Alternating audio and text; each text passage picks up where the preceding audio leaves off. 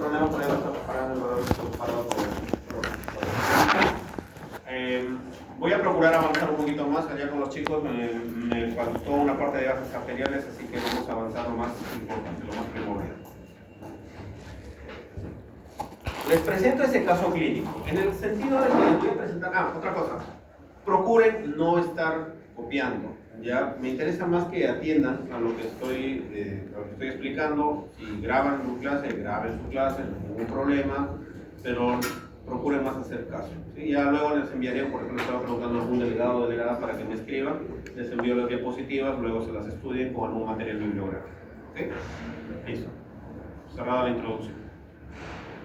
Imagínense ustedes como médicos, como doctores, doctoras, que están de turno en su primer día de guardia en emergencia, su primer día de internado, 1 de la mañana. El médico de turno ve que el turno está bien, le dice, ¿sabes qué? Te dejo mi sello, cualquier cosa tú misma eres, me avisas si es que pasa algo. Y lo primero que hace es, doctor, no se preocupe, el turno está tranquilo. Saben que esa palabra no se dice en ningún hospital, en la guardia está tranquila. Y bien se va su médico, a los 5 minutos sucede esto. Usted se encuentra de turno en emergencia y recibe a la 1 de la mañana un paciente obeso, 65 años de edad, con dificultad respiratoria severa. Es traído por su familiar, que indica que desde hace unos días comenzó con tos productiva verdosa, asociada a fiebre, y que con el paso de los días se sumó sensación de falta de aire, al inicio al caminar 2 cuadras, y con el paso de los días al subir 3 grados, aumentando la tos y la expectoración verdosa. Comorbilidades, es un paciente hipertenso no controlado, y menciona el familiar que es fumador de la ligera cantidad de una cajetilla al día, desde hace 25 años. Al examen, paciente con funciones vitales, satura 88%, la fracción inspiratoria de oxígeno 21%, la frecuencia cardíaca 110 por minuto, la frecuencia respiratoria 28 por minuto, con una presión arterial de 160 sobre 80 milímetros de mercurio, mal estado general, despierto, agitado. Ustedes examinan, hacen el examen físico dirigido, ven que el tórax está con armonización disminuida, respiración agitada, uso de musculatura subcostal, el murmullo vesicular está disminuido en ambos hemitórax, hay crépitos en la base derecha y escuchan con la auscultación sibilantes expiratorios difusos bilaterales. El resto del examen es poco contributorio, al menos para motivo de la evaluación. Hasta ahí, ¿alguna sugerencia de manejo? ¿Qué creen que podrán hacer con ese paciente? Vamos a pasar a pasear. ¿Opiniones por acá? Diagnóstico, impresión diagnóstica. ¿Alguien alguna vez ha hecho ya algún curso abocado en alguna emergencia? ¿Ha visto algún paciente de este tipo? ¿Qué creen que podrán hacer? ¿Alguna opinión? Algunos dicen neumonía, algunas opiniones por acá. Nadie. Están a todo el derecho de todavía no opinar. Muy bien, entonces dicen, vamos a sacarle, como no quiero despertar al doctor de la guardia, voy avanzando a sacar los gases arteriales de una radiografía. Gases arteriales, lo que pueden ver ahí. pH 7.30, con una presión de oxígeno de 55 milímetros de mercurio, PCO2, presión parcial de CO2, 32 milímetros de mercurio, presión inspiratoria de oxígeno 21%, bicarbonato en 17 milímetros de mercurio, gradiente alveolar arterial 80 milímetros de mercurio, o una relación PO2 o PAFI de 260 milímetros de mercurio. Y lo que le sacan en la radiografía es lo que pueden ver en esa imagen, que es básicamente un consolidado en base pulmonar derecha. Hasta ahí. Alguien que entienda esos gases arteriales que están ahí descritos. ¿Acidosis metabólica? ¿Acidosis metabólica?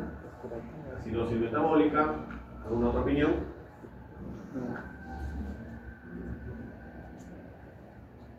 Levante la mano con sinceridad quien todavía no tiene muy claro cómo interpretar eso. Sin temor. El resto asumo que entiendo. El objetivo del tema es poder interpretar estos gases, por lo menos en su forma más básica, y poder enfrentarse a los casos del día a día.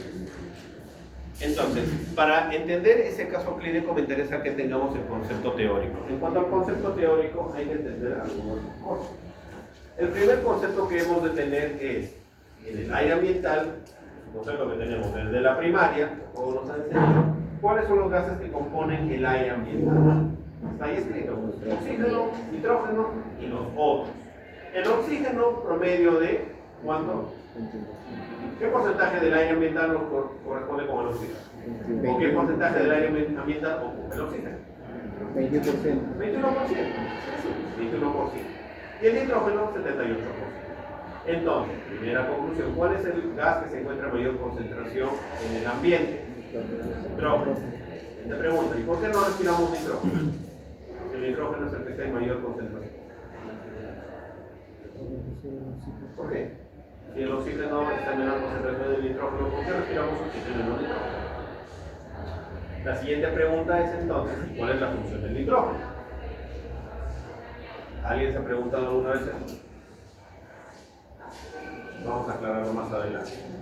La siguiente pregunta es, estamos ahorita en Chiclayo, nivel del mar, 0 milímetros, 0 metros sobre el nivel del mar. Aquí es esa concentración. Alguien que haya viajado alguna vez a zona de altura, más de 2.000, 3.000 metros sobre el nivel del mar, o que sea inclusive de zona más lejana, o que vaya de viaje, de paseo familiar, lo que guste, a más de 3.000, 4.000 metros sobre el nivel del mar. La pregunta es, a 3.000 metros sobre el nivel del mar, ¿la concentración de oxígeno es la misma que aquí a nivel del mar? ¿Sigue siendo 21% o ha bajado? ¿Alguien que diga lo contrario? Primer concepto que hay que tener en cuenta, la concentración del oxígeno en el gas ambiental no varía en función a la altura. Es decir, tú estás aquí a nivel del mar, te vas a 2.000 metros sobre el nivel del mar, a 3.000 metros sobre el nivel del mar, la concentración del oxígeno sigue siendo la misma. El CO2 sigue siendo 21%, el nitrógeno sigue siendo 78%. ¿Qué es lo que varía entonces en función a la altitud? ¿Por qué tenemos este gráfico de acá? ¿Qué es lo que varía? Si entonces la concentración de oxígeno es la misma aquí, es aquí, o es, bueno, a 8.000 no, pongámoslo a 3.000. A 3.000 metros o 3.500, la concentración de oxígeno sigue siendo igual en todos. ¿Y qué es lo que varía entonces? La presión. ¿La presión qué? Atmosférica. La presión atmosférica. Sí, pero me interesa más el punto de vista del oxígeno. La presión parcial de oxígeno. La presión de la columna de oxígeno es lo que varía en función a la altitud. En zonas con mayor altitud, ¿la presión parcial de oxígeno es mayor o menor?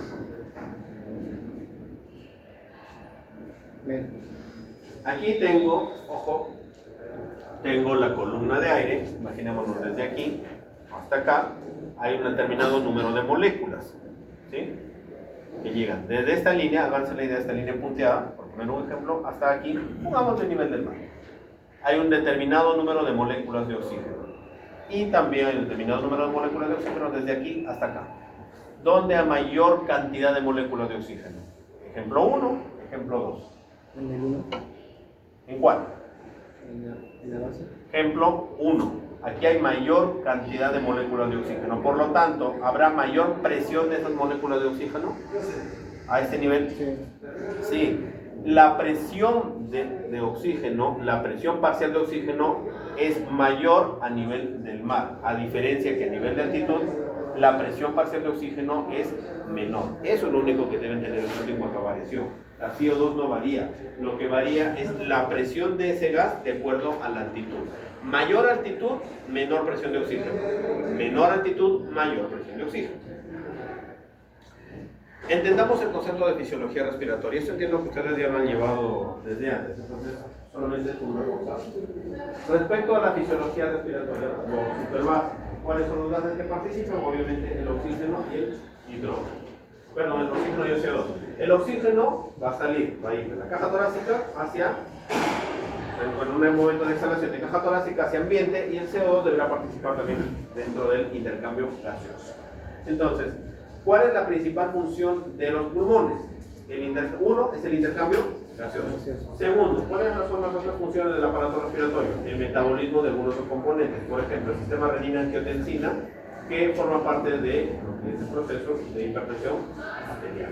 Filtra material de deseos y también es un reservorio importante de sangre. El volumen sanguíneo importante está compuesto en los pulmones. ¿Cuáles son los componentes del sistema respiratorio? ¿Cómo es que nosotros respiramos? ¿Cómo es que nosotros podemos hacer los movimientos de inspiración y expiración? El movimiento de inspiración es un movimiento Inspiración. Activo, activo. ¿Y la inspiración? Pasivo. ¿Por qué? Relajación de los músculos. El retroceso elástico. La mayor parte de estímulos, tanto del sistema nervioso y a nivel periférico, los sectores carotídeos, centrales, a nivel de protuberancia, que enviarán la información hacia los músculos efectores de la respiración, son movimientos inspiratorios y movimientos activos. Como ven acá, los músculos respiratorios están aquí descritos. El principal es obviamente el diafragma. Más o menos nos facilitan los 2/3 del ingreso del aire a la caja torácica. Los movimientos inspiratorios también son favorecidos por los músculos intercostales externos. Significa que alguna lesión en alguno de estos órganos nos van a influir bastante en el movimiento de respiración, en la fase de inspiración. Sin embargo, los movimientos expiratorios facilitados por los intercostales internos y los abdominales son movimientos más pasivos. No va a haber mucha lesión, es decir, si es que hay alguna lesión a este nivel de músculos intercostales internos o abdominales, la capacidad de respirar no se va a ver tan afectada como si la habría si es que se afectan alguno de estos músculos. Otros son los accesorios como los escalenos, el esternocleidomastoideo, los serratos y los pectorales. También la parte respiratoria está compuesta por vías de conducción. Las vías de conducción que ustedes sabrán ya cuántos segmentos pulmonares tenemos, cuántas segmentaciones del árbol bronquial hay, 20. cuántas generaciones hay. 23. 23 generaciones. Entonces, no todas esas generaciones son vías de conducción. Hay vías de conducción y hay vías de intercambio gaseoso. ¿Cuántas participan solamente de la parte de conducción? ¿Recuerdan algo? 16, 17, 18. Perfecto. Unidades alveolares, que es lo que vemos ahí, sustancia surfactante, que disminuye la tensión superficial dentro del alveolo. Esto se llama disfunción alveolar. Y la red vascular, que es la que vemos acá, que un paciente, por ejemplo, puede tener un paciente sin problema respiratorio previo, que hay un paciente que no tenga ninguna patología respiratoria, pero que tiene anemia severa. ¿Habrá un buen intercambio gaseoso? No. No. ¿Por qué? Porque el oxígeno, que es el que va a participar en el intercambio gaseoso, no hay por quién sea transportado, no hay adecuadas moléculas de hemoglobina. Paciente con anemia severa crónica, paciente con sangrado excesivo, no va a haber un buen intercambio gaseoso y puede entrar en insuficiencia respiratoria. La barrera hematogaseosa está denominada o está dominada por la ley de difusión de gases de la ley de Fick. ¿Alguien sabe, aparte de lo que es la ley de Fick, está ahí escrito, cómo interpretamos la ley de Fick? ¿Qué se refiere a la ley de Fick? ¿Les suena la ley de Fick?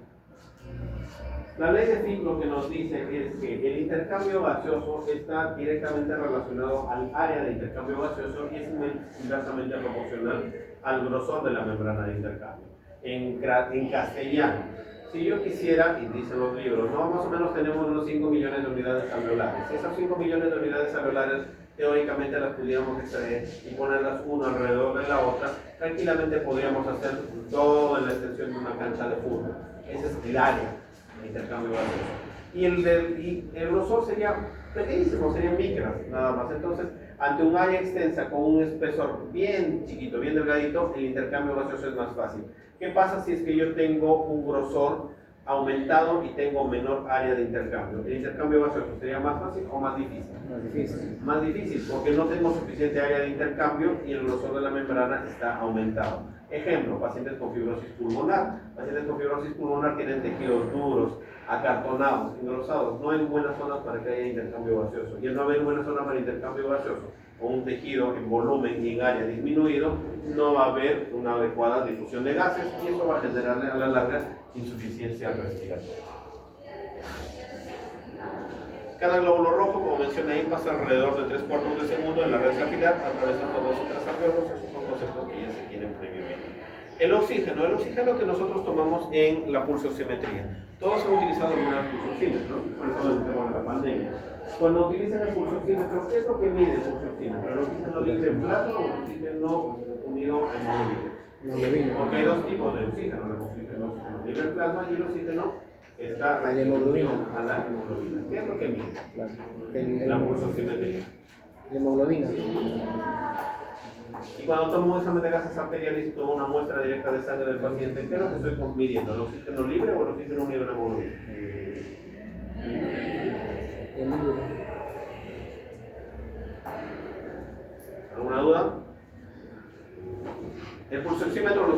es básicamente el oxígeno disuelto en plasma, aunque es en menor concentración que el oxígeno que está unido a la hemoglobina, pero eso es lo que les mide por su oxígeno. En cambio, el examen de gases arteriales les mide el oxígeno unido a la hemoglobina, por eso tienes la muestra arterial, ¿sí? De lo que hemos hablado, esto de acá no hay mucho que darle vuelta porque estos son conceptos que ustedes tienen previo desde las básicas. El hemo es un compuesto de hierro y porfirina unido a hemoglobina, la proteína globina que consta de 4 unidades, cadenas, políptidos, alfa y beta. Eso no hay mucho que dar. A partir de acá sí me interesa. Curva de disociación de la hemoglobina. ¿Qué conceptos tienen previo? Porque entiendo que ustedes han llevado esto en algún momento acerca de la curva de disociación de la hemoglobina. ¿Les suena la curva de disociación de la hemoglobina? ¿Alguna vez lo vieron? ¿Recuerdan algo de lo que ya repasaron alguna vez? ¿Qué significa eso? Dicen, hay que leer la teoría primero, ¿no? El oxígeno se combina fácilmente con la hemoglobina formando la oxihemoglobina, que es lo que vemos en esa forma, ¿no? Oxígeno más hemoglobina igual a la oxihemoglobina. Y a su vez es un proceso reversible, que eso también puede liberarse. Se observa que la cantidad de oxígeno que transporta la hemoglobina aumenta con rapidez hasta una PO2 de 50. Esta gráfica que ustedes ven es una relación entre la presión de oxígeno y la saturación de la hemoglobina. Entonces, ¿qué es lo que ven en esta gráfica? Es cuán rápido se une o se libera la hemoglobina del oxígeno. Si vemos esta curva, es una ascendente rápida. Como dice el gráfico, es la cantidad de oxígeno que se tiende a unir a la hemoglobina. Se mide en presión en kilopascal. Entonces, tengo molécula de hemoglobina y oxígeno. Se unen rápido, se unen rápido, se unen rápido. La adhesión es rápida. Mi curva es ascendente, como lo podemos ver acá, hasta una P50. ¿Qué significa P50? P50 significa el 50% de la saturación de la hemoglobina de todo mi cuerpo, que más o menos corresponde a unas 7 unidades de kilopascal de presión de oxígeno. Significa que a este punto es el tope en el cual la curva asciende bastante rápido. La hemoglobina y el oxígeno se unen bastante rápido. A partir de ahí, la afinidad va disminuyendo. Significa que si a mi paciente yo le meto más oxígeno, no significa que mientras más oxígeno le meta, más rápido se va a recuperar de su proceso de insuficiencia. Le puedo meter mucho oxígeno, pero ya los receptores se han copado. Entonces, cada vez que los receptores, al inicio los receptores están vacíos, que es la molécula de hemoglobina. Viene el oxígeno, los receptores se captan rápido. Entonces, la afinidad es rápida al inicio, la curva es descenso fácil. Pero llega un punto en el cual los receptores ya empiezan a ser tan copados que ya no hay espacio para que metamos más oxígeno. Entonces, la asociación, la unión entre la hemoglobina y el oxígeno va a seguir, pero va a ser menos rápida. Entonces, la curva que estamos graficando ahí ya no es tan ascendente, empieza a aplanarse. ¿Cuál es el punto a partir del cual empieza a querer aplanarse? A partir de la P50, que es el porcentaje de saturación de oxígeno a 50%. Habrá circunstancias en las cuales el oxígeno y la hemoglobina se unan, tiendan a estar más unidos, y habrá circunstancias en las cuales el cuerpo necesita el oxígeno y empiezan a liberarse más. ¿Cuáles son las circunstancias en las cuales mi cuerpo va a pedirme oxígeno, en las cuales estoy que pierdo o no me está llegando suficiente oxígeno a los tejidos y mi cuerpo necesita? Libérame oxígeno, suéltame oxígeno. ¿Cuáles son? Cuando tenemos, por ejemplo, fiebre, ¿no? Tenemos fiebre, empezamos a deshidratarnos. Durante nuestra deshidratación, mi cuerpo necesita más oxígeno, entonces lo que está dentro de la sangre tiene que empezar a liberarse. Entonces, ¿qué es lo que significa ahí? Aumento de la temperatura me va a facilitar a que se suelte la molécula de oxígeno y de la hemoglobina. ¿Para qué? Para que empiece a repartirse el oxígeno a mis tejidos.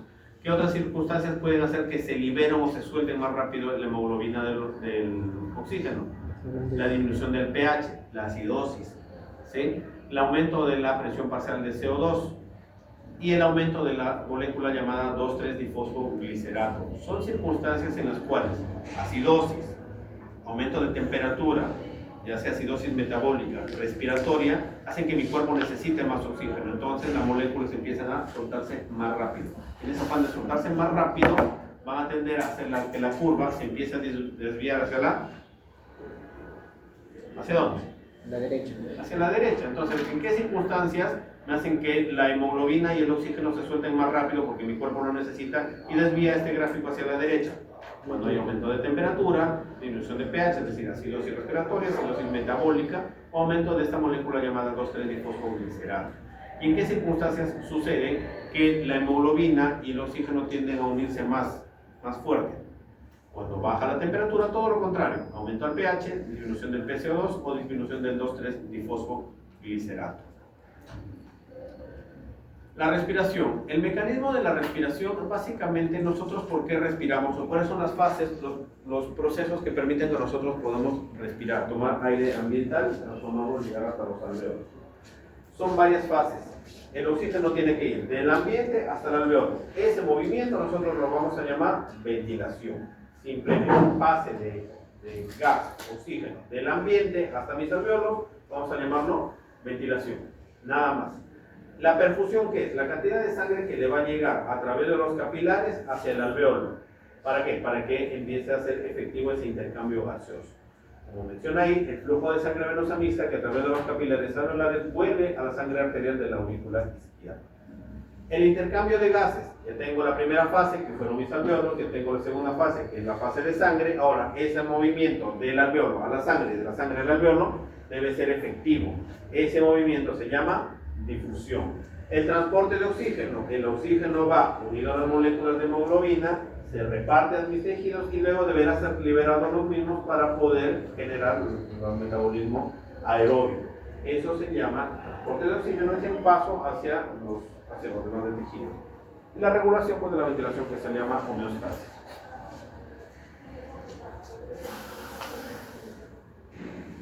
Básicamente es lo que estamos encontrando ahí, ¿no? Entonces, volumen de aire corriente. ¿Alguien recuerda los volúmenes y las capacidades pulmonares?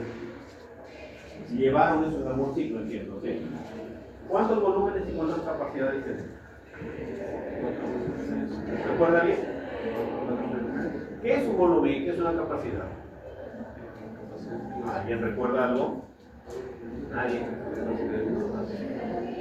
Sin miedo, hablen sin ningún temor.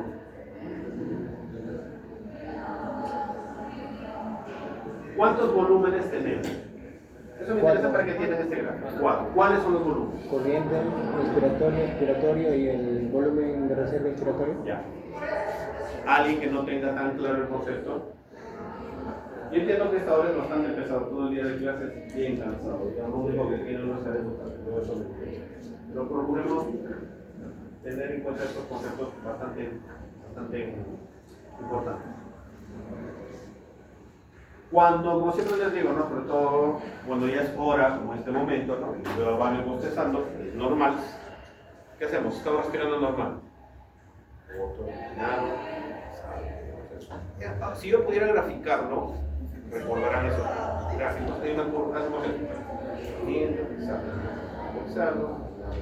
pero ya cuando llega un punto en que el doctor está que habla y ya me aburre, que lo primero que voy a hacer es bostezar, normal. Pero ¿qué es lo que hago? ¿De frente bostezo o qué movimiento hago antes de bostezar? ¿Qué movimiento hacemos? ¿Recuerdan? Hacemos eso. Entonces, si tienes inhalador, inhalar, de repente haces eso. Luego, regresamos. Y de nuevo, otra vez sigue hablando, no se aburre con los 5 y medio. Y regreso lo mismo. Ese movimiento es fácil. Volumen de aire corriente, volumen de reserva que todos manejamos. ¿Cuál fue el primer movimiento que hice? Inspiración, expiración. Inspiración, entonces, volumen corriente, volumen de reserva, inspiratorio, volumen de reserva, expiratorio, y luego vuelvo a mi basal. Aquí otra vez me estoy durmiendo y de nuevo volumen. Entonces, ¿hasta ahí cuántos volúmenes tenemos? Volumen tidal, volumen de reserva inspiratorio, volumen de reserva expiratorio. Pero hay un volumen que no permite que mi pulmón colapse, porque mis pulmones no son mis alveolos, no son globos, que yo los suelto y se colapsan. Hay algo que evita que colapse, que es la sustancia surfactante. Ese volumen de aire que queda ahí de residuo para que mis pulmones no colapsen, ¿cómo se llama? Residual. Volumen residual. Entonces ya tengo los 4 volúmenes, para quienes de repente no se acordaban. Creo que así es más fácil. Volumen de aire corriente, dio sueño el doctor, volumen de reserva respiratorio, me sigo aburriendo, volumen de reserva respiratorio y regreso a mi basal. Y tengo una cantidad que no permite que mi pulmón colapse, que es el residuo. La suma de todos esos me va a dar unas capacidades, 4 capacidades. Ahorita, ¿es motivo de la clase de las capacidades? No. Me interesa el volumen tidal o el volumen de aire corriente. De todos los números, ustedes recordarán cuando alguna vez los atormentaron con los volúmenes, que desde 1500, desde 1200, que ahorita ni se acuerdan la mayoría, no hay ningún problema porque la memoria es frágil. De todo eso, lo único que me interesa es el volumen de aire corriente, los 500 mililitros. ¿Por qué? Estamos hablando de movimiento de respiración. Entonces, cuando uno habla de respiración, nosotros en una respiración normal movemos promedio 500 mililitros por cada respiración. Si tú lo multiplicas 500 mililitros por 16 respiraciones, que es lo que dice la teoría, por un minuto, más o menos te va a dar los 5.250 mililitros por minuto. El volumen de aire corriente, los 500 mililitros por el número de respiraciones, que para los libros dicen 14 respiraciones por minuto, 12, 14, nosotros respiramos más. Pero ese numerito, el 5.250, sale del volumen tidal por el número de respiraciones en un minuto, nada más. Entonces, de todo eso en un minuto, o de cada movimiento que hacemos de 500 mililitros, ¿me están siguiendo la secuencia más o menos? De esos 500 mililitros, están despiertos, ¿no? De esos 500 mililitros, en cada movimiento que yo hago, los 500 mililitros entran a mi intercambio gaseoso. O sea, yo, en ese pequeño movimiento entraron 500 mililitros. ¿Los 500 mililitros entraron a mis alvéolos a intercambiarse? No. ¿Por qué? Porque hay una parte que queda en las vías de conducción. ¿Cómo se llama ese aire que se queda en las vías de conducción? Espacio muerto.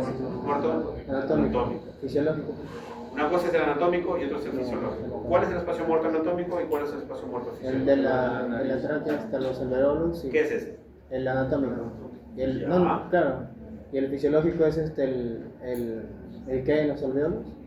El espacio anatómico de la nariz hasta los bronquios. El espacio alveolar es el muerto, que es el aire que queda residuos en el alveolo para que no colapse. Y el fisiológico, que es la suma de ambos.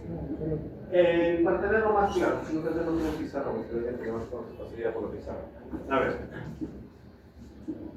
El primer concepto está bien. De lo que respiramos, no los 500 mililitros ingresan directo al intercambio, porque hay un poco que se queda dentro de la vía respiratoria. Ojo, es como un empujar. Un poco, lo que está abajo intercambia y el resto queda. Siguiente movimiento, lo que estaba acá, va bajando, y así poco a poco va avanzando hasta que llega a un punto que intercambiará. Entonces, lo que se queda en la vía de conducción y no participa en el proceso respiratorio, nosotros lo vamos a llamar espacio muerto anatómico, que es a fin de cuentas pues, lo que me dice, de fosa nasal hasta las primeras segmentaciones de los bronquios, ¿sí? Las áreas de conducción de las 23 segmentaciones. Pero cuando llega a las zonas de intercambio gaseoso, es cierto que el aire va a pasar a los alveolos, pero no todo va a terminar intercambiándose. ¿Por qué? Es ahí donde viene un concepto que ustedes ya habrán visto en algún momento y que más adelante lo voy a volver a repetir, las zonas de West. ¿Recuerda alguien las zonas de West? Algo me suena, creo que alguna vez, en algún sueño raro lo tuve, alguna vez alguien me dijo eso. Entonces, las zonas de West, voy a hacer mejor, voy a adelantar un poquito, para que me entiendan, o para que recuerden, porque no es entender, porque ustedes ya lo han llevado, básicamente lo que estamos es recordando algunos conceptos. Respecto al tema respiratorio. Las zonas de West significan que si yo me pongo al frente de ustedes y teóricamente puedo dividir mis pulmones, yo voy a dividir en tres zonas. Una zona superior, una zona media y una zona inferior. El concepto de ventilación, es decir, como vemos aquí,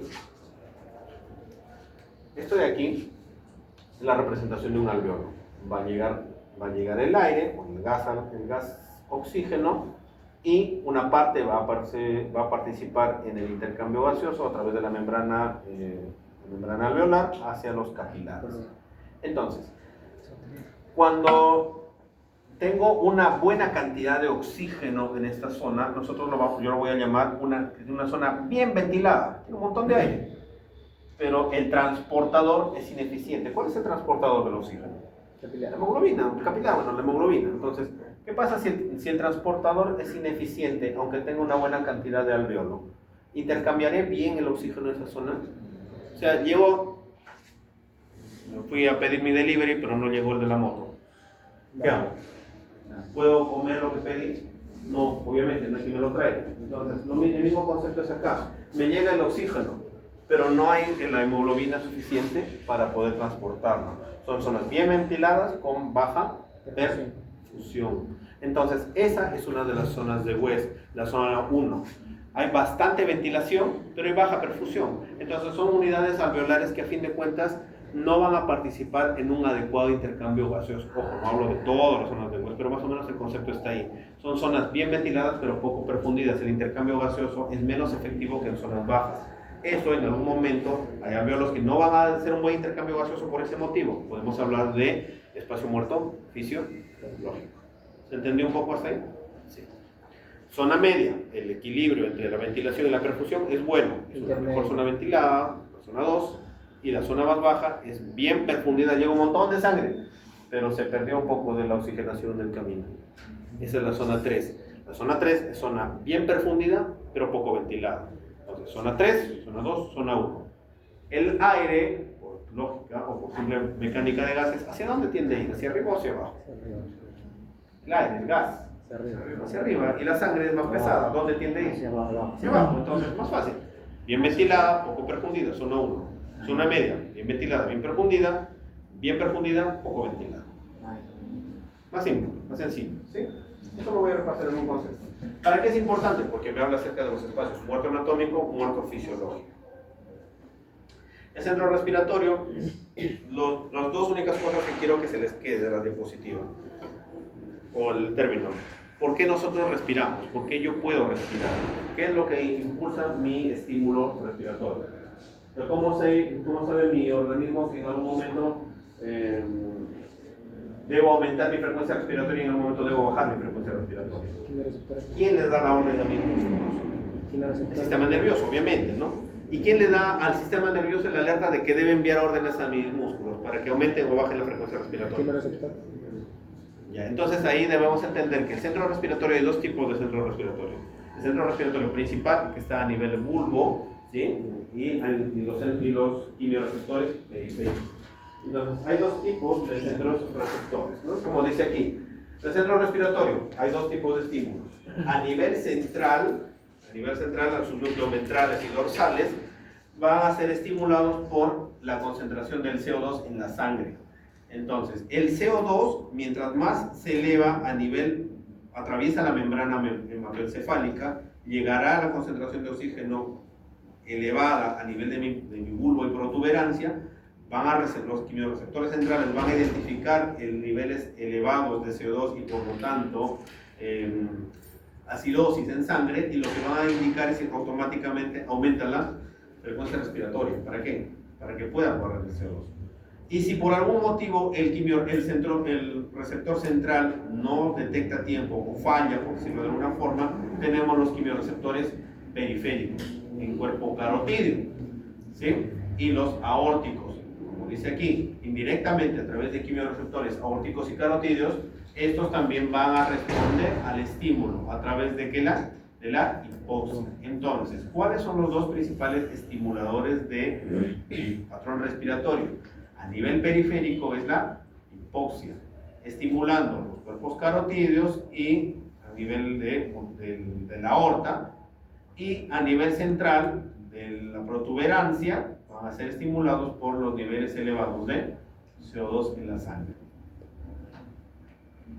Respecto a la afinidad de la hemoglobina con el monóxido de carbono, entonces la hemoglobina tiene una muy buena afinidad con el oxígeno, pero si yo pongo a una hemoglobina frente a un oxígeno y una molécula de oxígeno y tengo una molécula de hemoglobina y la pongo frente a una molécula de monóxido de carbono, ¿a quién cree que va a preferir la hemoglobina? Al monóxido de carbono, aproximadamente unas 200 o 300 veces, según ir más rápido. Y va el monóxido de carbono a desplazar a las moléculas de oxígeno ocupando sus receptores. Por lo tanto, un tipo de insuficiencia respiratoria es aquella en la cual yo tengo dos gases diferentes, uno de ellos oxígeno y otro gas con mayor afinidad por la molécula de hemoglobina, y las cuales voy a terminar desplazándola. Eso es un mecanismo de insuficiencia que ya vamos a repasar en un momento, ¿sí? Justo entrando al tema de insuficiencia respiratoria. En cuanto a insuficiencia respiratoria, como menciona ahí, ¿qué es insuficiencia respiratoria? El término básico es una incapacidad del sistema respiratorio en cumplir la función básica. ¿Cuál es la función básica? El intercambio gaseoso, punto. Entre aire ambiental alveolo y de alveolo que lo lleve a los tejidos. Entonces, si hay algún error en ese proceso, aire alveolo, alveolo sangre, sangre tejido, Si hay alguna falla en toda esa cadena, eso me va a llevar a insuficiencia respiratoria. Deben tener en cuenta que el diagnóstico, o no el diagnóstico, sino el concepto insuficiencia respiratoria es un concepto básicamente gasométrico. ¿Alguno de ustedes ha sacado alguna vez ya muestra de gases arteriales? O todavía no. ¿O ha visto el resultado de gases arteriales y han intentado interpretarlo? ¿Es fácil o difícil? Relativamente fácil cuando le toman los textos, o sea, cuando ves las claves, que es lo que vamos a ver acá. No vengo a meterles un palabra, vamos de frente a la pepa, que es lo que necesitan para diagnosticar insuficiencia respiratoria e interpretación de gases arteriales. Pero, regresando al tema teórico, la insuficiencia respiratoria podemos definirla de dos formas: el concepto, la definición conceptual y la definición operacional. La conceptual, ¿qué dice? ¿Es una enfermedad? ¿Es o no es una enfermedad la insuficiencia respiratoria? Si yo les digo, defíname insuficiencia respiratoria, ¿alguien me podrá decir, ¿es una enfermedad? No, la insuficiencia respiratoria no es una enfermedad. Básicamente el producto, el resultado de una enfermedad previa, ¿sí? Es la manifestación de alguna patología previa que me está generando esta incapacidad del cuerpo para poder abastecer las necesidades de oxígeno. Menciona ahí la capacidad del aparato respiratorio para mantener los niveles tisulares de oxígeno y de CO2. Pero a nosotros no nos interesa la definición conceptual, a nosotros nos interesa la definición operacional. Entonces, cuando nosotros tomamos muestra de gases arteriales, a los que ya hayan visto gases arteriales van a haber un montón de variables, PO2, PCO2, bicarbonato, pH, etcétera, etcétera, etcétera. Un montón de variables. Dentro de todas esas variables, en el primer punto lo que nos interesa es la variable presión parcial de oxígeno. La presión parcial de oxígeno, como menciona ahí, debe ser menor a 60 milímetros de mercurio. Ahora, para yo entender cuál es el valor anormal, primero debo saber lo que es normal. ¿Cuánto es la presión normal, la presión parcial de oxígeno, lo normal? ¿Cuánto es? 90. Mayor de 80, 80, 90, 80, 100. Para que ustedes puedan describir lo patológico, primero deben entender lo que es normal. Entonces, si yo sé que la presión normal en una persona que no tiene ninguna patología de fondo es la presión parcial de oxígeno mayor de 80 milímetros de mercurio, y yo sé que la presión parcial de oxígeno menor de 60 milímetros de mercurio me define insuficiencia respiratoria, ¿cómo defino yo si es que la presión está entre 80 y 60? Oxemia. Si se me pone hipoxemia atrás, los que todavía están despiertos, hipoxemia. Entre 80 y 70, ¿cómo lo consideraré? Y entre 70 y 60, ¿cómo lo consideraré? Y de 60 para abajo, ¿cómo lo consideraré? Entonces, los libros lo que te dicen en algunos textos es, el concepto es variable en cuanto entre 80 y 60, para empezar, es bien variable. Lo de 60 está definido, no importa dónde vaya, pero está definido. Pero entre 80 y 60 hay variables, pero lo más común es decir, entre 80 y 60 los autores algunos lo definen como hipoxemia leve, manifiestan como hipoxemia leve. De 60 a 70 algunos autores lo manifiestan como hipoxemia moderada, y de 60 para abajo algunos le ponen hipoxemia severa o insuficiencia respiratoria. Ojo, no estoy hablando de insuficiencia respiratoria aguda ni crónica, solo estoy utilizando el término insuficiencia respiratoria, nada más, ¿sí? Entonces, si pudiésemos hablarlo en función de hipoxemia, diría, es una hipoxemia severa en la cual la presión parcial de oxígeno es menor a 90 milímetros de mercurio, ojo, a nivel del mar. Ese es un concepto que no pueden olvidarlo. ¿Por qué? Porque a nivel del mar, lo que para uno es normal, a ese mismo paciente, sin ningún problema, yo lo subo a altitud, le tomo la saturación de oxígeno, hagan el intento ustedes en un momento en sus vacaciones, si es que viajan a la zona de altitud, hablemos de 2.000, 3.000 metros, no sé, se van a Cajamarca, se van a, no sé, uno, donde se vayan, lleven un pulsoxímetro, midan cerca la saturación, viajen y vuelvan a tomar ustedes mismos la saturación. ¿Hayan hecho ese intento alguna vez? ¿Se han medido la saturación en zona de altura? Les baja por lo menos 4 o 5 puntos y no por eso están mal.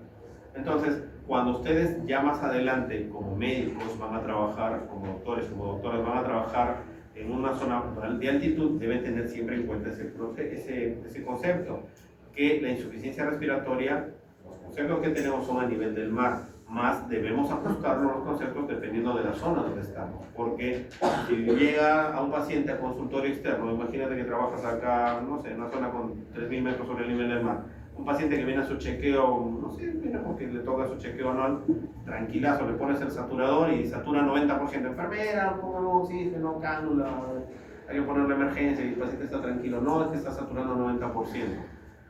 No, ese es su basal. Entonces tienes que ajustar tus tablas de acuerdo a la realidad donde estás trabajando. Esa saturación a nivel del mar no es lo correcto, obviamente. Entonces, hasta ahí el concepto de insuficiencia respiratoria. Solo para cerrar, insuficiencia respiratoria, concepto gasométrico, definido por una presión parcial de oxígeno menor a 70 milímetros de mercurio a nivel del mar, que puede o no ir acompañado de elevación de la presión parcial de CO2. Ojo, he dicho que puede o no ir acompañado. Lo que sí o sí debe cumplirse es la presión parcial de oxígeno disminuido. Lo que es alternativo es la presión parcial de CO2, pero siempre a nivel del mar. ¿Cómo se clasifica la insuficiencia respiratoria? La insuficiencia respiratoria tiene clasificación de variables, realmente, ¿no? Ninguna de ellas superior a la otra, simplemente son conceptos. Si alguno de ustedes ha cogido algún texto antes o en otros ciclos cuando les han enseñado o les han repasado algo sobre insuficiencia respiratoria, les habrán dicho, habrán leído lo típico, la insuficiencia respiratoria tipo 1 y tipo 2, que es lo que más se lee, ¿no? Lo que más se observa. Pero por ahí habrán también leído el tema del tipo 3 y el tipo 4. Pero si es que alguien se toma el trabajo de repasar literaturas, la tipo 3 y tipo 4 no la describen mucho en algunos textos. ¿Por qué? ¿De dónde sale el tipo 3 y tipo 4? ¿Qué son primero? Entonces, empecemos en cuanto a la alteración gasométrica. La insuficiencia respiratoria tipo 1 es la hipoxémica pura, la que hemos hablado del concepto previo, ¿no? En la cual es presión arterial de oxígeno menor a 60 milímetros de mercurio con un PCO2 menor a 45 milímetros de mercurio. O sea, solamente es oxígeno, nada de CO2. En la tipo 2 sería lo contrario, ¿no? Bueno, no lo contrario, sería sumarle. Sería una PO2 menor a 60 milímetros de mercurio con una PCO2 elevada, mayor a 45 milímetros de mercurio. Esa es una tipo 2 o mixta. ¿Y de dónde salieron la tipo 3 y la tipo 4? Depende del contexto del paciente. Esos conceptos del tipo 3 y tipo 4 es un concepto que salió hace como casi 20 años atrás en una revista peruana, la revista Acta Médica, en 2007, en la cual pues el autor, que no está errado, simplemente da su punto de vista, lo suma y que todavía se sigue utilizando en algunas unidades hospitalarias, ¿no? La tipo 3 te dice que es la perioperatoria. ¿Quién considera? Paciente que hace insuficiencia respiratoria justamente durante o alrededor del proceso operatorio, ¿no? Pacientes que los ingresan a una sala de operaciones por X motivo y cuando salen, entró sin oxígeno y cuando salen terminan con su cánula o en el peor de los casos intubados con un ventilador mecánico. Le dicen hizo insuficiencia tipo 3 o la perioperatoria, pero no deja de ser gasométricamente entrar dentro de los conceptos que hemos hablado hace un momento. Y el otro tipo es la tipo 4 de shock o hipoperfusión. Hemos dicho que no necesariamente tiene que haber un problema respiratorio como tal, sino que además debería también analizar si el transportador es el que está mal. El transportador del oxígeno es de hemoglobina. Si le llega paciente a emergencia con sangrado profuso porque tuvo un accidente, una pelea, un corte, etc., desde sangre sale un montón, eso llega a direccionar con insuficiencia respiratoria, pero tuvo una fractura abierta, se me ocurre, de pierna, tibia peronense, sangrado profuso, y empieza a generar insuficiencia respiratoria. ¿De dónde salió si no hubo ningún trauma torácico? Está perdiendo sangre, no hay quien transporte el oxígeno, entonces eso me va a generar un shock o hipoperfusión. Es uno de los tipos de insuficiencia según este autor. Sin embargo, también podemos clasificar la insuficiencia respiratoria en el tiempo. La clasificación del tiempo es la típica: insuficiencia respiratoria tipo 1, la crónica y la crónica reagudizada. ¿Cuál es la insuficiencia respiratoria aguda? Ejemplos. Puedo decirles, un paciente con secuela de parálisis cerebral infantil, paciente postrado toda su vida, imaginemos que tiene 13 años de edad y que los papás o la mamá lo alimenta todo el tiempo con su cucharita. De repente le da su sopa, le está dando de comer un arroz y empieza y la mamá se desespera, empieza a darle palmaditas y ven que empieza a hacerse cianótica sus puntos. ¿Qué pasó? Posiblemente se aspiró. Muy posible. O algún niño que está jugando con alguna canica, con algo y pasó. También empezó con este problema. Entonces, es una dificultad de insuficiencia que se da aguda, se da en cuestión de minutos, horas o días. Paciente que podría estar tranquilamente con asma, quizás alguien aquí es asmático o asmática, a quien alguna vez le haya dado una crisis asmática, sabe que no es nada bonito. Entonces el pecho empieza poco a poco a cerrarse, esos 1 o 2 días como que sí me sirve el pecho, pero no le da importancia. 3, 4 días ya me descanso un poquito más, no, pero todavía sí llego subiendo al 6.º piso corriendo, no hay problema, sí llego. Llega al siguiente día y empieza el aire, necesitas oxígeno, y el inhalador no te sirve para nada. Entonces, ¿qué pasó? Insuficiencia respiratoria que demoró días, pero que poco a poco se iba desarrollando. Entonces, la insuficiencia respiratoria es aquella que se va manifestando en cuestión de minutos, horas o días. La insuficiencia respiratoria crónica. La insuficiencia respiratoria crónica, no hay un concepto como tal, si ustedes se ponen a buscar en algún momento, si es que lo hacen, acerca de insuficiencia respiratoria crónica, a diferencia de la aguda, no te va a decir exactamente en 2 meses, en 3 meses, en 4 meses. No hay ningún concepto exacto de insuficiencia respiratoria crónica. Simplemente te dicen paciente con patología respiratoria previa que en su mayoría han sido atendidos en una unidad hospitalaria o que ya vienen utilizando dispositivos de oxígeno en su casa. Esos son los pacientes con insuficiencia respiratoria crónica. Por ejemplo, paciente con EPOC, paciente con fibrosis pulmonar, que ya empieza a generar disnea muy notoria al mínimo esfuerzo y necesita oxígeno domiciliario. Esos pacientes ya lo consideramos insuficiencia respiratoria crónica. Y el paciente con EPOC o con fibrosis pulmonar que tiene su oxígeno domiciliario, está tranquilo y de repente por ahí lo visitó su nieto que vino del jardín y estuvo resfriado, el niñito. Empieza, chistos, todos por acá, mocos, flemas, etc. Y se va después de una visita. Y a los 3 días el abuelito empieza, tos, flema, fiebre. ¿Qué pensaría que le pasó a la abuelita? A la abuelita. Estaba con oxígeno en casa, tranquilo, sin salir. Yo no lo saco, doctor, en ningún sitio, no, doctora, no lo saco en ningún sitio para cuidar a mi papá. Eso va a encontrar un montón de veces. Recibió visita de alguien, sí, su nietito vino, su amigo vino. ¿Estaban resfriados? Sí. Por ahí, una neumonía, por decirlo. Entonces, un paciente con insuficiencia respiratoria crónica que algo descompensó su cuadro basal y sobre eso hace una agudización del cuadro. Eso es una insuficiencia respiratoria crónica preagudizada que necesitará atención médica. De esta diapositiva lo que me interesa es que se les queden los valores, ¿no? Los valores del pH, que ya ustedes lo habrán repasado en algún momento. pH 735, 745. ¿Cuánto es el valor del PCO2? PCO2. A menos a mí cuando lo aprendí, hasta ahora sí me ha quedado, para mí es mucho más fácil hacer rangos, ¿no? El PCO2, 40 más menos 4. Le sumas la primera cifra. El bicarbonato, 24 más menos 2. Es más fácil. Entonces, ¿qué queda? O si es un mnemotecnia nos permite aprender solo de memoria, no hay ningún problema. En la saturación de oxígeno, 95 a 100%. Y el gradiente alveolar arterial, que eso sí me interesa. ¿Han escuchado del gradiente alveolar arterial? ¿O les han explicado acerca del gradiente alveolar arterial en algún momento? ¿Alguien recuerda qué es el gradiente alveolar arterial? ¿O qué significa? ¿Qué significa el gradiente alveolar arterial? Porque quizás se lo han aprendido, ¿no? Dice el gradiente alveolar arterial, el valor normal, se lo aprende de papo, el gradiente alveolar arterial, el valor normal es entre 10 y 2, etcétera, etcétera, fórmula y todo lo tal. Pero, ¿qué es el gradiente alveolar arterial? Es la diferencia en presión parcial de oxígeno alveolar y la presión parcial de oxígeno a nivel capilar.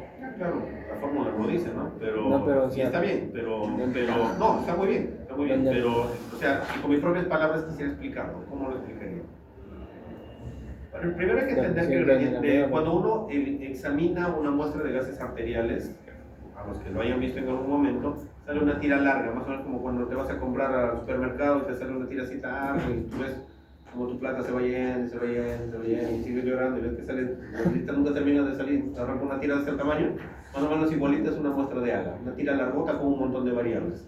Entonces esas variables están los modelos de pH, el PCO2, la presión barométrica, etc. Y una de esas variables va a ser el gradiente alveolar arterial. El mejor marcador o indicador de un correcto intercambio gaseoso se llama gradiente alveolar arterial. ¿Y qué es lo que me representa? Justamente lo que mencionas, ¿no? Es una diferencial entre la presión alveolar y la presión arterial de oxígeno. Entonces, en términos sencillos, si yo quisiera explicarle a alguien de primer ciclo que viene y les dice, explícame qué es la gradiente alveolar arterial. No lo leí, pero no sé, en términos sencillitos, como para que les entienda. ¿Cómo lo explicaría? Hay varias formas, quizás la más práctica me parece a mí la que les voy a mencionar. Cuando uno respira, y esto regresamos al concepto anterior de movimiento respiratorio. Cuando yo respiro, el aire ambiental ingresa a mis alvéolos por diferencia de gradiente. Entonces, los gases se mueven de donde hay más a donde hay menos. Eso es sencillísimo, no hay mucho que analizar ahí. De donde tengo más presión hasta donde hay menos presión. Entonces, del aire ambiental en algún momento la presión de aire ambiental será mayor que la presión dentro de mi caja torácica y por ende dentro de mis capilares. Por lo tanto, el movimiento de difusión simple va de donde hay más, de menos. Y cuando yo exhalo, el gas que yo tengo dentro de mi caja torácica deberá salir al ambiente. Entonces, por lógica, si la presión tiene que ser, o el movimiento del gas va de una zona de mayor presión a una zona de menor presión, en el movimiento de inspiración pasa eso. ¿Qué pasa en el movimiento de expiración? Se invierte. En algún momento la presión de gas dentro de mi caja torácica deberá superar temporalmente la presión del gas en la atmósfera para que yo pueda exhalar. ¿Sí? Ojo, hasta ahí si nos entendemos, diferencial de presiones. Inspiración, de acá hacia acá, expiración, hacemos esto. Bien, exhala. Ahora, por ponerles un ejemplo, nada más, ojo, les voy a dar un número al azar, súper teórico, no es para que se lo aprendan. Imagínense que, entendiendo este concepto que les acabo de decir, a nivel del alveolo yo tengo una presión de oxígeno de 50 milímetros de mercurio. Es un número así, súper al azar, no sé, 50 milímetros de mercurio. Y la presión de oxígeno a nivel ambiental la tengo en 60 milímetros de mercurio. ¿De dónde a dónde se moverá? 60, 50. 60, 50. De afuera, facilísimo. Yo tengo que exhalar, tengo 50 acá y tengo 49 acá. Va a salir. ¿Y qué pasa si yo tengo 50-50? ¿Qué pasará con el movimiento de gases? No hay. ¿Le pusieron pausa? ¿Se puede ir? Stop. Eso pasa durante el movimiento respiratorio, pero es cuestión de milisegundos. Entonces, ¿para qué les explico esto? ¿Qué pasaría si es que la diferencial es muy grande? Es decir, si hay mucha presión, mucha diferencial entre el alveolo y la atmósfera. Por ejemplo, acá tengo 50 y acá tengo 200. Hay una diferencial de 150. ¿Mi alveolo soportará toda esa presión de gas que tengo o se colapsará muy rápido? Como que entra en pánico y no tengo mucho oxígeno, ya no sé qué hacer y colapsa, se cierra. No tolera, o sea, no puede haber demasiada diferencia entre el gas ambiental y la concentración dentro del alveolo. El exceso de concentración va a generar que el alveolo tienda a colapsarse. Entonces, ¿qué me conviene a mí? ¿Que haya bastante diferencial o bastante diferencial o una pequeña diferencia de gradiente? Mientras más pequeña sea la diferencia, más rápido va a ser el intercambio gaseoso. El tiempo de intercambio va a ser más rápido y mis pulmones, mis tejidos se van a ventilar mejor. Entonces, con el gradiente alveolar arterial es básicamente esa diferencia entre presiones que tengo de concentración de un gas fuera y lo que yo tengo y lo que necesita mi cuerpo para poder hacer el intercambio gaseoso. El afuera con el adentro me va a hacer una diferencial. Eso se llama gradiente alveolar arterial. Ahora, ¿responde eso a una fórmula? Sí, a la que ustedes ven ahí. ¿Es necesario que yo la calcule? Depende. Porque algunos sitios donde ustedes más adelante, en un momento, ya vayan a trabajar, una vez que terminen y ya hagan sus prácticas, o trabajen ya más adelante, o hagan su residencia o su especialidad, los que deseen, van a ver que hay hospitales que tienen la tira esa larga que les menciono, donde está hasta el gradiente alveolar arterial descrito, y hay otras que no tienen el gradiente alveolar arterial, y ustedes tienen que hacer el cálculo. Y para hacer el cálculo son todas las variables que ustedes ven acá respondiendo a esta fórmula.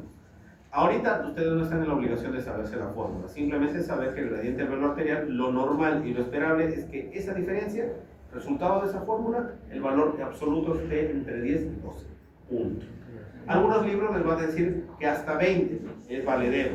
No hay un concepto unificado en todo el mundo que te diga, es 10-12, acá te vas a Colombia es 10-12, te vas a Argentina es 10-12. No, algunos autores te van a decir 15, otros te van a decir 10, otros te van a decir 20. No debe ser mayor a 20 milímetros de mercurio, y si son personas mayores de edad, mayores de 60, 70 años de edad, podemos tolerar hasta una gradiente alveolar arterial de 30.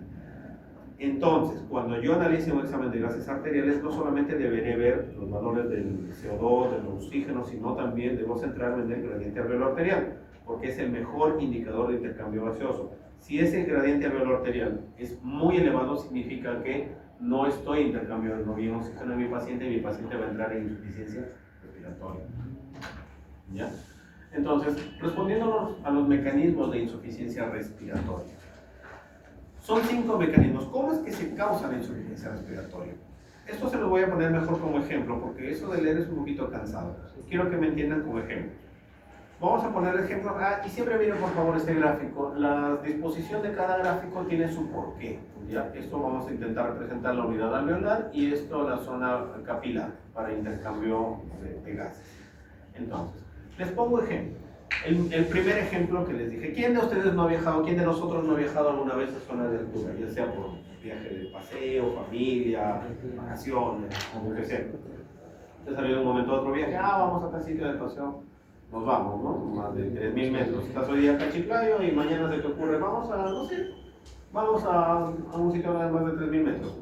Viajando en tu carro, todo tranquilo, escuchando música, todo tranquila, y de un momento a otro empiezas con dolor de cabeza. De la cabeza, estás con malestar, sientes que hay algo que se te revuelve en el estómago, algo como que no quiero que regrese, se me está empezando a regresar, y empiezo a los oídos a dolerme. ¿Qué es eso? Famoso soroche. Mal de altura, soroche, que se puede llamar, enfermedad de monje, que llaman otros, por lo menos. Y a fin de cuentas te va a generar en algún momento, si es que sigues subiendo altura, el cuerpo no dio tiempo para compensarse, vas a terminar haciendo, en casos más severos, edema cerebral e hipertensión endocrinal, con edema agudo del pulmón. Claro, estamos poniendo unos ejemplos ya súper extremos. Los que les gustan nos gusta el fútbol y el proceso de eliminatoria. ¿A Bolivia dónde le está gustando jugar ahorita? Así que a Bolivia le gusta jugar en Bolivia, ¿no? ¿A Bolivia en qué zona de Bolivia le gusta jugar ahorita? En más altura. No escuchaba en el alto, en el estadio más alto del mundo. ¿Por qué cree que Bolivia está que se lleva a todos los jugadores a jugar sus eliminatorias a casi 4.000 metros, 4.500 metros sobre el nivel del mar? Hoy día estás acá que entrenas con tu selección peruana y al otro día te toca chapar un avión a Bolivia, a más de 4.000 metros. ¿Rendirás corriendo lo que rendías acá? No, ¿por qué? No hay mecanismo de adaptación. ¿Qué hemos dicho en la primera diapositiva, en la primera pregunta, cuando todavía estaban reaccionando algunos? Cuando les pregunté si la concentración de oxígeno es igual aquí o en Bolivia, en el alto, por decirlo. ¿Es igual? La concentración de oxígeno sigue siendo la misma. ¿Qué es lo que está variando? La presión de oxígeno. Entonces la presión de oxígeno, el día que estuviste entrenando acá y mañana te llevo a jugar al alto, no vas a dar igual, porque la presión ahí es más baja y la demanda de tu cuerpo es mayor. Entonces, ¿qué es lo que vas a generar? Una insuficiencia respiratoria por disminución de la fracción inspiratoria de oxígeno, u otros dicen por la presión inspiratoria de oxígeno. No porque tú estés mal, sino porque el ambiente no te está dando la concentración de oxígeno que tu cuerpo necesita. Y eso es en un momento ya agudo, sin previo aviso, sin mecanismo de compensación. Eso es lo que está aquí en esta diapositiva. Disminución. Ojo, ¿qué dice la FIO2? Esto, por favor, hay que tomarlo con pinzas. Los textos, hay algunos textos que te dicen FIO2. Esto porque la diapositiva la encontré así, pero les explico. No es la FIO2, lo que les disminuye es la presión inspiratoria del oxígeno. La FIO siempre es constante. Cuando vean algún texto, por favor, tengan en cuenta eso. No sé, pero el doctor me dijo tal cosa y tal dice FIO. Es la presión, no la FIO. ¿Ya? Ese ejemplo, entonces, teniendo en cuenta lo que les dije, leamos el texto, ¿no? La presión barométrica o el aporte de oxígeno disminuye, produce una disminución de la cantidad de oxígeno inspirado y se reducirá la presión arterial y el volumen de oxígeno. Ejemplo, grandes alturas, inspiración de mezclas gaseosas, si es que alguien está en una zona con, no sé, pues donde están quemando, en un ambiente cerrado, hay monóxido de carbono, entonces obviamente va a haber un desplazamiento de gases y mi oxígeno va a terminar a caer por la afinidad que tiene por las otras moléculas que hemos hablado hace un momento. ¿Sí? Eso no significa este gráfico, ¿no? Aquí vemos la unidad alveolar está bien, la perfusión está bien. ¿Dónde está el problema? ¿Dónde está la observación? Afuera. El problema es básicamente afuera. ¿Y qué es lo que le indicarían a ese paciente si es que no tienen que darle alguna solución a su problema? Oxígeno. Le doy oxígeno en sus distintas presentaciones, pero no doy oxígeno. Entonces, eso va a hacer que mejore el problema respiratorio y estabilizar a mi paciente. Entonces, estos pacientes, este mecanismo sí responde a la oxigenoterapia. Segundo mecanismo, el mecanismo de hipoventilación. Les pongo ejemplos, mejor para que se entienda más. Tengo un paciente que va... No, es más, aquí tengo un paciente. Yo siempre tengo un gusto de porque trato bastante con los residentes. Tengo un paciente un residente de anestesio, no de ahorita. Además, se lo pongo más ejemplo con mi especialidad. En mi especialidad hacemos fibrobroncoscopía, que es básicamente exploración de vía aérea. Ya no viene el caso detalle. Pero se hacen bajo sedación. De preferencia, ¿no? A nadie creo que le guste que despierto, le meten una caña por la boca y lo metan hasta el pulmón, ¿no? Creo que no hay nadie así, ¿no? Yo lo primero que pido, al menos sédame un poco para que no me moleste y no me acuerde de ese evento traumático, ¿no? Y en algún momento había una... Sí, bueno, no porque sea mujer, lo que pasó fue el caso de lo que sucedió, les mencionó como anécdota. Iba yo a hacer una fibrobroncoscopia a un paciente joven, no recuerdo, sin ninguna patología de fondo, era básicamente ingresar a explorar con una enfermedad de fondo que ahorita no viene. El tema es que nosotros sedamos, pero como solemos tener residentes de otras especialidades que rotan nuestro servicio, nos hacemos pasar y nos apoyan, ¿no? En su caso, en ese mes recibió una residente R1 de anestesiología. Le pregunté, no, tampoco. ¿Has sedado alguna vez en procedimientos menores? Sí, no he sedado, no hay problema. Ay, no tanto. Seda, por favor, la enfermera me listo, listo con el paciente, siempre con su monitor, obviamente con su monitor de signos vitales, ¿no? El paciente estaba con saturación de 80, no, con 100%, no. Lo seda, le hace su mezcla, que lo que siempre utilizan son propofol, en distintas concentraciones, ¿no? Propofol, diazepam, y puede utilizarse a veces también relajantes musculares, dependiendo. Hizo su brujería, como barman hizo su mezcla, metió por la vena. Yo recién estaba entrando con una caña por la boca y veo la enfermera me dice, doctor, la saturación, veo, y empieza a sonarte la alarma, ¿no? Estaba en 90 y tantos, 98, perdón, 98, 95, 94, 80, 70, 60 y tantos, y empezar la alarma en rojo.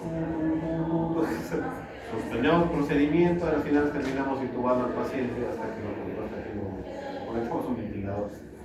Se recuperó, pero bueno, tuvo un poco traumante. ¿Cuál fue el problema ahí?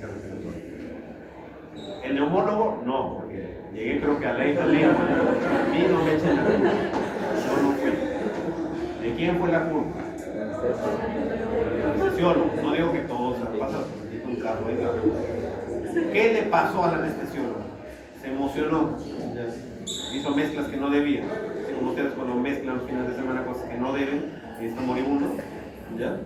Mezcló cosas que no debía, hizo depresión del sistema nervioso central y por lo tanto el estímulo respiratorio se alteró. ¿Qué es lo que sucede? Empieza a hacer hipoxia al principio y luego termina en hipoxemia de insuficiencia respiratoria. Cuando, por decirles, algún paciente con un tórax en tonel o paciente con un tórax en quilla, o puedes hablar de un paciente con un poco más didácticos, ¿no? Un paciente con miastenia gravis o Guillain-Barré, que te hace parálisis de músculos, sobre todo músculos respiratorios a nivel de diafragma. ¿Cuál es el problema? ¿El problema es porque sus pulmones están mal? No, el problema es caja torácica o músculo respiratorio. Paciente con parálisis diafragmática, paciente con exceso de alcohol un fin de semana, terminan con serenado, llevamos a la emergencia. Encima se tomaron algunas pepas con insuficiencia respiratoria. Entonces, todos esos mecanismos no pulmonares que me hacen que el paciente se descompense desde el punto de vista respiratorio, sea torácico, el sistema nervioso, por exceso de medicamentos, el mecanismo se llama hipoventilación. Entonces, cuando ustedes se presenten ante alguno de esos pacientes, ya saben que el mecanismo es por fármacos, por alteración del sistema nervioso, por alteraciones musculares, etcétera, por trauma torácico, por ejemplo, son mecanismos de hipoventilación, todo lo que ven ahí. En la diapositiva luego la alteraciones respiratorias, trombocefálico, vena superior, etcétera. Trastorno de la difusión. Tienes un paciente con fibrosis pulmonar, el mismo abuelito que hablamos que el nieto llegó, lo visitó y le generó una neumonía larga, ¿no? Entonces, pero antes que llegue el nieto estaba estable, con un sistema canular 2 litros. Tengo un paciente que, señor, ¿qué se dedicó toda su vida? Bueno, yo trabajaba en construcción civil, era albañil, mezclaba cemento, como por 20 años. Luego de eso se protegía, luego me dediqué a la soldadura, tampoco me protegía. Luego me dediqué a la carpintería, tampoco me protegía. En fin de cuentas, ¿qué creen que pasó con sus pulmones? terminan fibrosando, son enfermedades fibrosantes. El tejido se hace acartonado, por decirlo de alguna forma, se hace indurado, no permite una buena expansión pulmonar y por lo tanto la necesidad de oxígeno en mi cuerpo va a seguir siendo la misma, tiene que ser suplida por un organismo que está afectado. Entonces tengo que darle una ayuda, terapia suplementaria. Entonces, ¿dónde está el problema ahí? Regresamos a la diapositiva, una de las anteriores, la ley de Fick. ¿Qué les decía la ley de Fick? La ley de Fick dice que el intercambio gaseoso o el adecuado intercambio gaseoso es directamente proporcional al área de intercambio e inversamente proporcional al grosor de la membrana. ¿Qué significa? Si la membrana está engrosada en un tejido fibrosante, ¿habrá un buen intercambio gaseoso? No. Entonces ahí tienen surgido ejemplos de enfermedades por difusión, fibrosis intersticial difusa, neumonía intersticiales, enfermedades del tejido conectivo. Otro ejemplo, para que se haga una idea, paciente con artritis reumatoide, paciente con lupus eritematoso sistémico, paciente con esclerodermia, son enfermedades reumatológicas que aparte de afectar la piel, afectar las articulaciones, también generan fibrosis a nivel pulmonar. Entonces, ese mismo problema va a evitar que haya un intercambio gaseoso adecuado. Entonces, esta diapositiva que me simboliza, tengo una buena presión de oxígeno ambiental, ingresa bien a los alveolos, en la capilar está bien, pero la membrana está afectada y no hay un buen intercambio gaseoso. Alteraciones de la economía tipo ventilación y la insuficiencia respiratoria tipo B1. Es justamente eso lo que les había hablado de los zonas de hueso. Ya para no repetir lo mismo, la zona 1, donde hay mayor ventilación, baja perfusión, la zona 2 está equilibrada la ventilación-perfusión, y en la zona 3 hay una mayor perfusión que ventilación. Entonces hay zonas en las cuales no va a llegar bien el oxígeno. Y al no llegar bien el oxígeno, por ser ineficaz el intercambio, van a convertirse en unidades alveolares poco ventiladas, poco perfundidas y el intercambio gaseoso va a ser defectuoso. Hablamos de espacio muerto fisiológico. Ejemplo, este es el mecanismo más común. Para que se haga una idea, vean este gráfico. Esta es una comparación de dos unidades alveolares. Que a simple vista, yo le pregunto a mi hijo, que es de 5 años, y le digo, ¿qué ves acá? ¿Qué diferencia? ¿Encuentran una diferencia entre estos?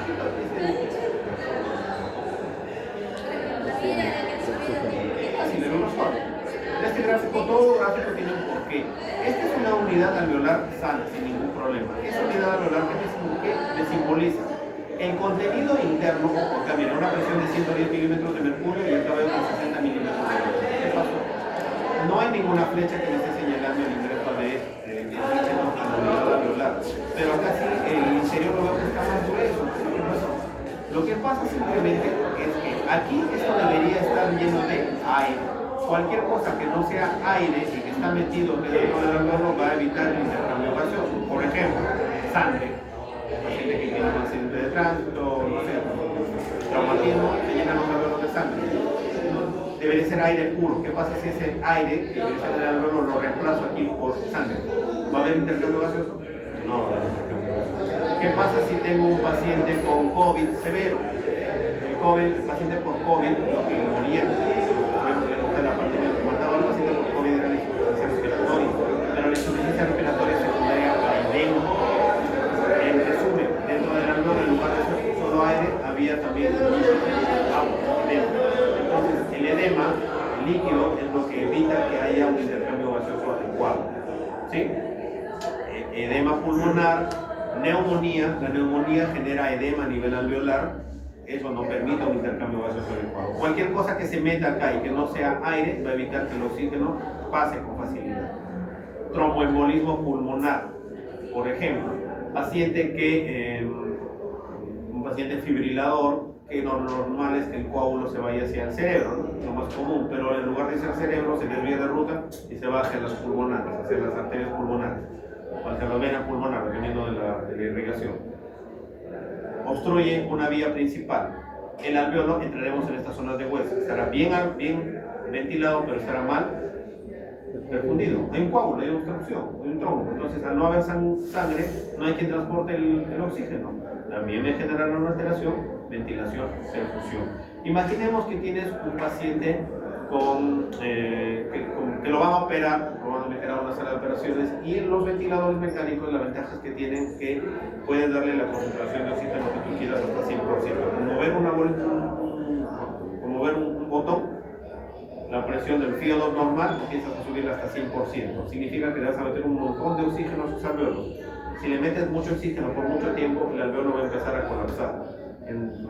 defensa, por decirlo de alguna forma, un reflejo de defensa, empiezan a colapsar. Y algunos empiezan a hacer esto, hacen enfisema y colapso pulmonar. Entonces, el exceso de oxígeno va a generar eso. La crisis de asma, algunos aquí quisieran ser asmáticos o son asmáticas o tienen familiares con asma. ¿Qué es lo que les molesta en la crisis de asma? ¿Que el aire entre o que el aire salga? ¿Cuál es el problema en el asma? ¿Que el aire entre o que el aire salga? Que el aire salga. El problema del asmático es que el aire salga. El asmático, no, o sea, sí tiene problemas del ingreso y en la salida, es cierto, no es que el ingreso esté normal, pero lo que más le afecta es la salida. Meto aire y debería salir, meto y salgo, pero en el asmático, ¿qué pasa? Meto y sale un poquito y se va acumulando. Meto otro poco y sale otro poquito y se sigue acumulando. Entonces el alveolo, ¿qué pasará? Se empezará a distender y llega un momento en el cual terminan colapsando. Ahí es donde terminan sus crisis asmáticas en la emergencia o en la UCI. ¿Sí? Entonces, eso es alteración BQ, alteración o porque está mala ventilación, ya sea porque hay una obstrucción en la vía aérea, asmáticos, POC, hay en el alveolo algo que está evitando que sea solo gas, que haya sangre o haya edema, neumonía, estrés respiratorio agudo al adulto, que en la perfusión haya algo que evite que la sangre llegue bien, un tromboembolismo pulmonar, ¿sí? Esos son ejemplos de alteraciones BQ. ¿Se entiende hasta ahí? A lo que todavía están despiertos. Ya casi. Sean, ¿hasta qué hora es su clase? 8 y cuánto? 8:30. Mire, vamos a hacer lo mismo que con los chicos del otro grupo, porque de acá vienen gases arteriales y con la interpretación de AGA, y eso me va a tomar por lo menos una hora. Acabamos, me parece, hasta aquí mecanismo de insuficiencia respiratoria. La siguiente clase, es más, yo les estoy debiendo una clase, porque el martes pasado no hubo clase, vemos cuando la recuperamos. Ya, en la siguiente clase me toca, creo que poco tengo que verlo del silo, porque ahorita solo estoy con clase teórica. Eso es más corto que este tema, lo puedo hacer inclusive en 40 minutos. ¿Les parece si hago esta clase y la pegamos completamos con este tema que nos va a faltar de interpretación de gases arteriales, para que podamos completar el primer caso que les presenté en la primera diapositiva? En la primera diapositiva les di un caso suelto. Algunos estuvieron más seguros que otros en resolverlo. Completamos gases arteriales de lo que falta acá para la interpretación de AGA. Hacemos el casito y desarrollamos asma. Eso sí lo hago tranquilo hace hora y media. ¿Entendido?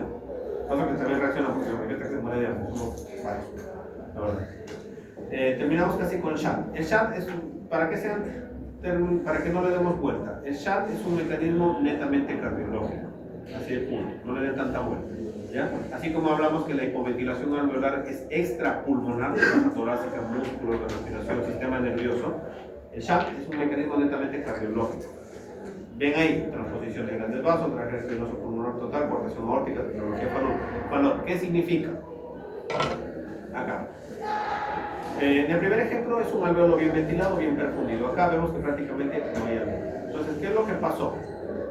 La sangre debe pasar normalmente por la unidad capilar para que haga un intercambio gaseoso adecuado, ¿ya? Pero en algunas enfermedades en las cuales, como las mostramos aquí, hay desviaciones, hay un bypass, hay un cortocircuito. No todas las unidades, tengo unidad alveolar, su vaso sanguíneo acompañante, pero en algunos casos el vaso sanguíneo se escapa o simplemente por cuestión anatómica no llega a ningún alveolo, sino directamente conecta con otras unidades ventiladas de otras áreas del pulmón. Y la sangre venosa ya no pasa a un intercambio con unidades alveolares, porque simplemente cambia de ruta y se mezcla con otras zonas que no deberían mezclarse. Como por ejemplo, lo que ven ahí, la posición de grandes vasos, drenajes, anomalías de Epstein, tetralogía de Fallot, tronco arterioso, comunicaciones interauriculares, que es lo más común, ¿no? Entonces la sangre de un lado a otro empiezan a mezclar sangre que no debería. Como menciona ahí, la sangre no oxigenada proveniente de los tejidos alcanza la circulación arterial sistémica sin pasar a través del intercambio gaseoso, lo que ocurre con una alteración anatómica del paso de sangre de derecha a izquierda. Con los ejemplos se entendió un poquito más, porque eso de leer creo que es bastante pesado. ¿Ya? Respecto a esto, y regreso al tema de gradiente alveolar arterial, que es lo que vamos a completar en la siguiente clase. Cuando uno evalúa gases arteriales, debe definir, aparte del tema respiratorio, claro está el tema metabólico, el tema electrolítico, pero a mí me interesa el tema respiratorio como tal. debemos saber cuál es el mecanismo que predomina en mi paciente. Nunca se olviden, la teoría es linda, pero a la hora que uno llega con el paciente, la teoría me ayuda, pero no es 100% aplicable. Para que me entiendan, hemos hablado del paciente con fibrosis, hemos hablado del paciente con neumonía, hemos hablado del paciente con miastenia. Regreso a la guardia nocturna, ya por fin, ya, imaginemos que resolvieron lo del paciente, del primer caso. Ay, por fin voy a dormir a unas 2, 3 de la mañana desde que llegó, y felizmente lo resolví. Después hasta descansar, felizmente mi turno está tranquilo. Otra vez la ambulancia sonando. Tú eres el único de turno. Encima te has turnado con tu compañero que te dice, no, yo lo veo primero, me toca dormir a la nocturna. Y les va a pasar en las puertas. Te toca recibir un paciente, me invento ahorita un caso. Paciente de 50 años de edad, con diagnóstico de enfermedad pulmonar obstructiva crónica, mal usuario de inhaladores, que refieren que empezó a hacer crisis a las 10 de la noche, no ha respondido a su salbutamol y aparte, y viene porque tiene crisis de asma. El paciente, durante la estancia en la emergencia, tú lo atiendes y de un momento a otro sufre caída, se pierde el conocimiento porque se le cerró tanto que tuvo una hipoxia cerebral, se desmayó, se golpeó la cabeza. Un paciente al contrario, también se me salaba, ya se golpeó la cabeza, tomografía, hematoma sutural, pasa a sala de operaciones. Metes a sala de operaciones y te toca el mismo residente que me tocó mi broncoscopia. Y le meten mucha sedación. ¿Cuántos mecanismos tienes hasta ahí? ¿Qué mecanismo tienes antes de que llegue? Es un paciente que está haciendo broncoespasmo. Broncoespasmo, no me acuerdo, vamos a mis gráficos. Espasmo, ajá, broncoespasmo. Asma. EPOC también podría entrar acá. Es un paciente con broncoespasmo. Entonces, está haciendo una alteración de Q. Pero más adelante se hizo tanta la insuficiencia respiratoria, se le cerraron tanto los bronquios, que no sé si algunos de ustedes habrá tenido una crisis tan fea de bronquios, un problema de hiperactividad bronquial que ha terminado mareándose o en algunos casos hasta cayéndose de desmayo. Se golpeó, se cayó, etc. y generó un problema cerebral que termina encima con una sobredosificación de anestésicos. Hipoventilación. No seamos tan trágicos, vamos a lo que más comúnmente se ve, pacientes con fibrosis pulmonar que hacen neumonías sobreagregadas. La fibrosis, ¿qué es? Difusión, y me hacen neumonía sobreagregada. Entonces, paciente que le dicen, ¿sabe qué es? Abuelito, abuelita, tío, tía, etc. Vamos a ver, ¿qué le parece si te llevo de viaje por unos días a tal zona? Ya, vamos, llévalo. Paciente que usa oxígeno, lo llevas encima a una zona de altura y se descompensa. Difusión y de la producción respiratoria de oxígeno. Lo que quiero que con esos ejemplos al azar es que entiendan que en un solo paciente no va a encontrar un solo mecanismo. Pueden encontrar 2, 3 o hasta los 5 mecanismos que pueden encontrar. Pero siempre debe haber uno que predomine. ¿Cómo identifico el que predomina? Ya, ahí viene la siguiente clase. Gases arteriales. Con gases arteriales yo puedo identificar cuál es el mecanismo que predomina. ¿Sí? Pero eso ya lo desarrollamos mejor a los que estén despiertos la siguiente clase. ¿Todo claro hasta ahí? ¿Dudas, preguntas? ¿Me pasaron la lista? Ahí la tienen. Listo. El próximo, ya pueden ir a comer, que cierran sus cafetines, restaurantes, casas, o lo boten de sus casas, se vayan a conocer.